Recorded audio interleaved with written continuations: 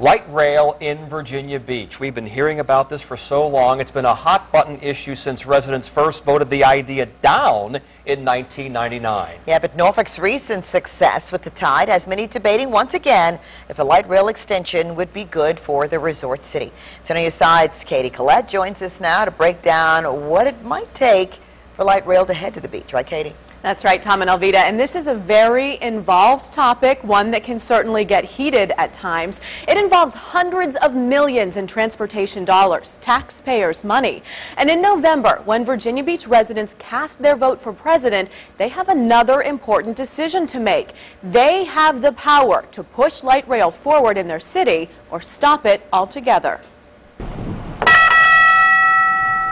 Light rail is on the move, but it stops before crossing into Virginia Beach. The question, will that change? We've studied it to death, and I think the success of the tide so far should pave the way, and let's get on with it. I'd like to live to see it happen. After spending her whole life in Virginia Beach, Pat Hughes is ready for light rail in her city. So is Edna Hodges. And I think the beach needs it.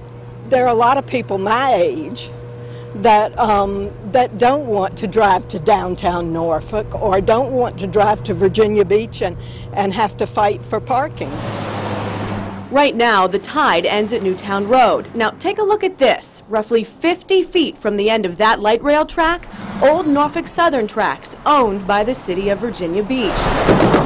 A straight 3.2-mile shot to town center and then ending roughly 7 miles away near the oceanfront.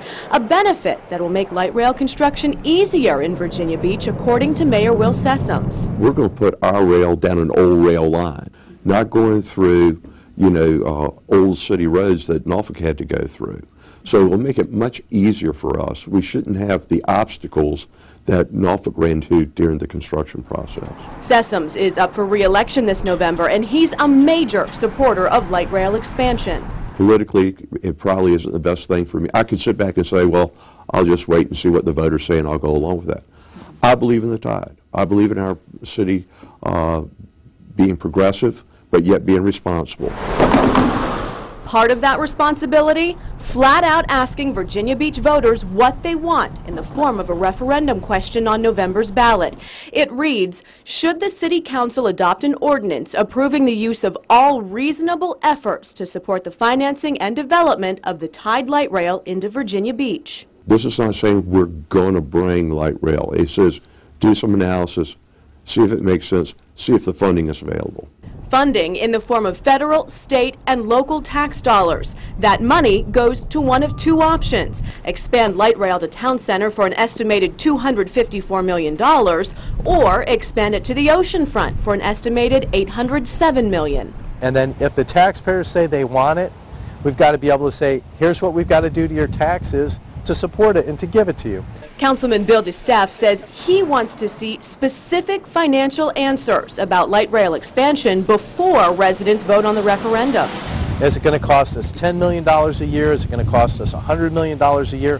What's the year-over-year operations cost? Because we've got to raise taxes to cover that. But Sessoms is on a different track. At this point, I don't anticipate that at all. But, we don't have the analysis yet. We should have some of that information prior to the vote on the referendum.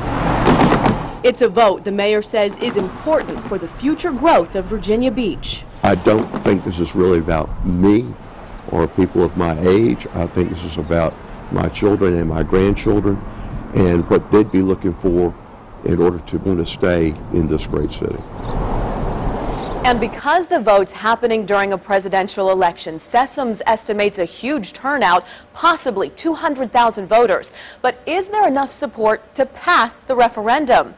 According to a poll taken by the Wasson Center for Public Policy at Christopher Newport University, 76% of Virginia Beach residents polled approve expanding light rail. 15% disapprove, 9% are not sure.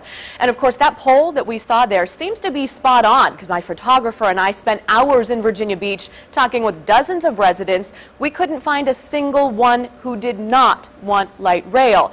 But we do know there are many different opinions, and we want to hear from you. Let us know what you think on our WAVY Facebook page, or go to our website, hover over the News tab, and click on Virginia Beach. There you'll also find the route the tide would take to get to the oceanfront, as well as a list of frequently asked questions. Tom and Alvita?